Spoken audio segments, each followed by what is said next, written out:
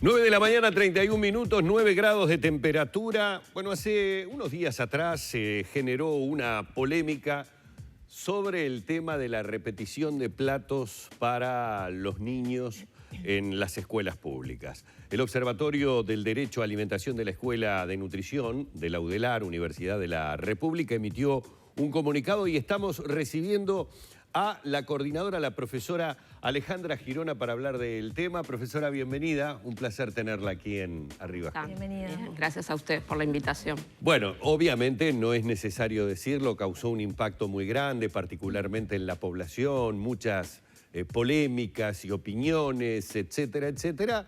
Pero bueno, en esa cuestión que tenemos los uruguayos, especialmente ahora con este aparatito de ser opinotodólogos, nada mejor que primero entender el por qué se generó toda esta polémica, qué hay de cierto en la no repetición y cuáles son las recomendaciones que realmente se pueden realizar. A priori, obviamente, lo charlábamos acá con Lorena, uno escuchaba eso y lo rechazaba filosóficamente. Pero claro, filosóficamente lo tiene que rechazar, pero obviamente hay otro tipo de fundamentación. Sí.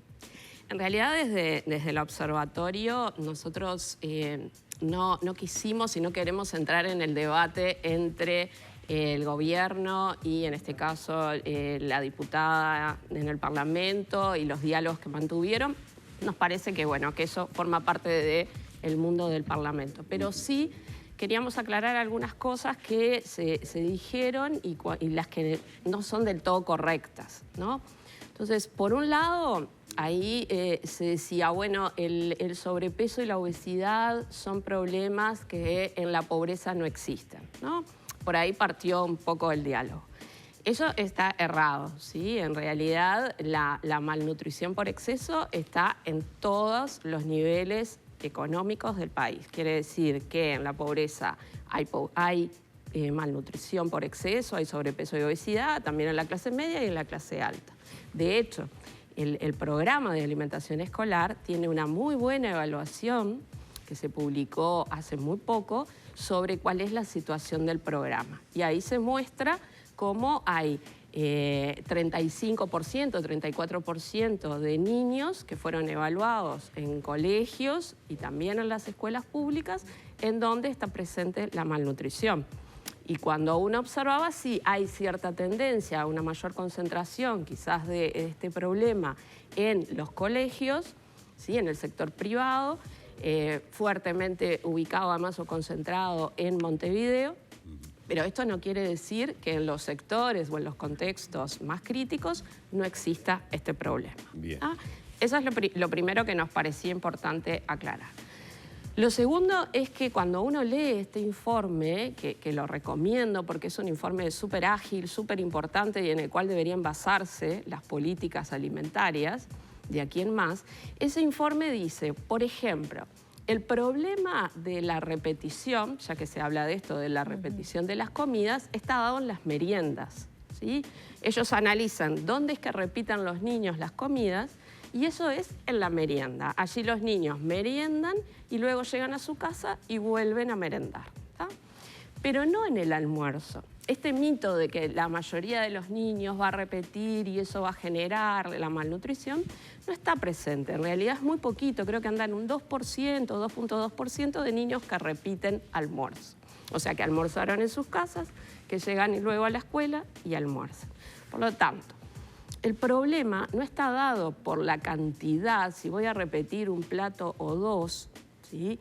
Sino que tiene que ver con la calidad de la alimentación. Y esa calidad de alimentación escolar está en la merienda, ¿sí?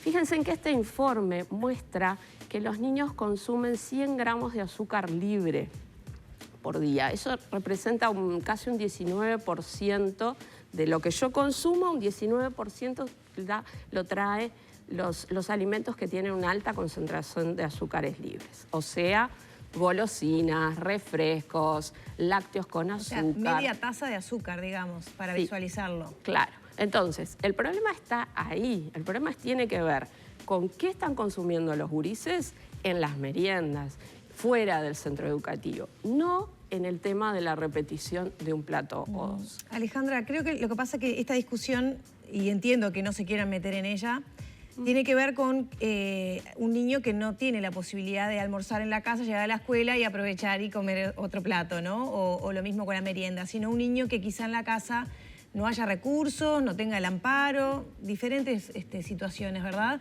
Y quizá la comida más importante la hace en la escuela con ese almuerzo que todos confiamos en que es balanceado, en esa bandejita, donde supuestamente tiene la alimentación en cantidad y calidad. Sin embargo, un niño que después va a andar flaqueando el resto del día, hasta el otro día, me pide otro plato, ¿qué pasa ahí? Claro, además de lo filosófico, daño no le va a hacer.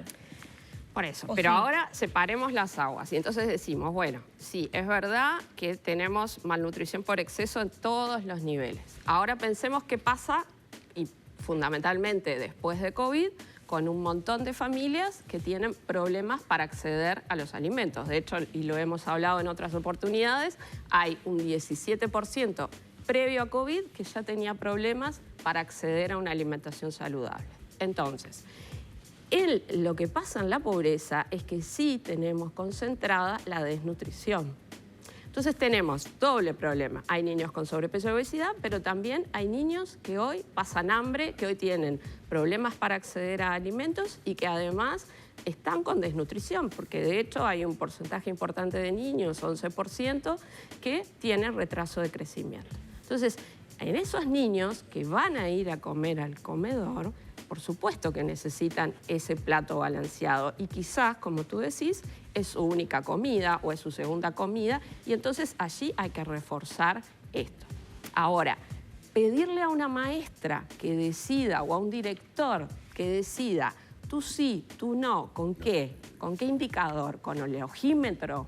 Sí, me parece que cuando además la malnutrición es mucho más, porque vos podés tener obesidad y tener una amplia deficiencia de otros nutrientes. Podés tener obesidad y estar anémico, podés tener obesidad y tener deficiencia de zinc, de otros nutrientes que son esenciales para el crecimiento. Entonces, ni siquiera aún con un maestro o un técnico que sepa mucho sobre nutrición, creo que no podría decidir en ese momento quién debe repetir o no. ¿Por qué? Porque tenemos un montón de niños que hoy la están pasando mal y que tienen derecho a una alimentación adecuada. Como política se debería mejorar la calidad y cantidad de lo que están recibiendo algunos sectores, por ejemplo, más pobres. Dentro de lo que es el sistema educativo, el programa de alimentación escolar tiene muy buenos técnicos, tiene técnicos que están para gestionar el servicio de alimentación y no cabe duda de que esas comidas tienen, desde el punto de vista de los nutrientes, de las calorías, de lo que necesita un niño, está súper calculado. Por lo tanto, por ahí no debería ser la sospecha de si la calidad es mala. Creo que centrarnos en la calidad de ese plato servido puede ser una discusión, puede ser que la gestión tenga que mejorar, como en cualquier otro aspecto, pero creo que lo central tiene que pasar por, bueno, si realmente la malnutrición por exceso, si realmente el sobrepeso y la obesidad es un problema, bueno, generemos una batería de políticas que mejoren el entorno en el cual nacen, crecen y se desarrollan los niños.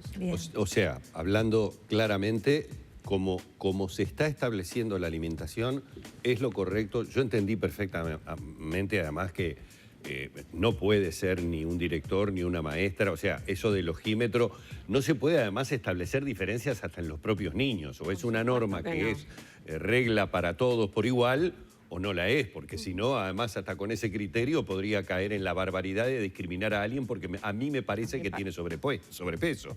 No, tú no porque estás gordo. O sea, ya sería una barbaridad lo que estamos diciendo. Lo correcto es lo que se hace, es decir, el tener ese alimento con el balance que se entiende se debe tener y por más que filosóficamente nos parta el corazón, por decirlo de alguna manera, no un segundo plato.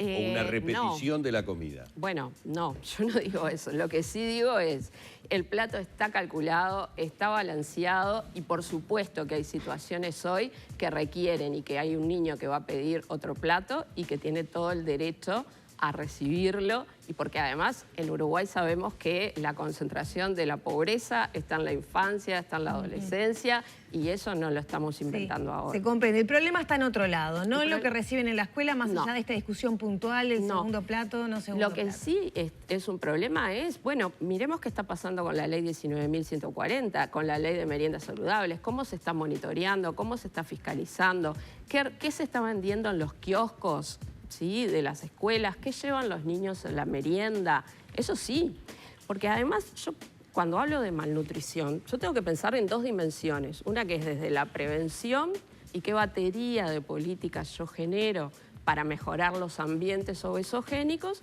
y por otro lado tiene que ver con el tratamiento y ahí no va a ser el centro educativo que va a tratar ni el sobrepeso ni la obesidad, para eso está el primer nivel de atención, la salud. Entonces, desde la prevención me parece que tenemos mucho para hacer. ¿Qué pasa con esa ley 19.140? ¿Se cumple o no? ¿Los kioscos venden igual y publicitan alimentos con alto contenido en sodio, en azúcar, en grasas? ¿Qué está pasando? ¿Qué está pasando con el etiquetado frontal de alimentos? A 3 años de toda esta discusión, hoy, quizás ustedes sí, pero yo no he accedido a un informe que diga qué es lo que está pasando con el monitoreo de estos productos. ¿Qué pasa con la actividad física en los centros educativos? ¿Cómo mejoramos el acceso a frutas y verduras en una población que necesita acceder y que es muy caro? Bueno, entonces me parece que hay un montón de piensos que se podrían estar dando y no desde el Parlamento estar discutiendo si un niño tiene que comer o no 2 platos.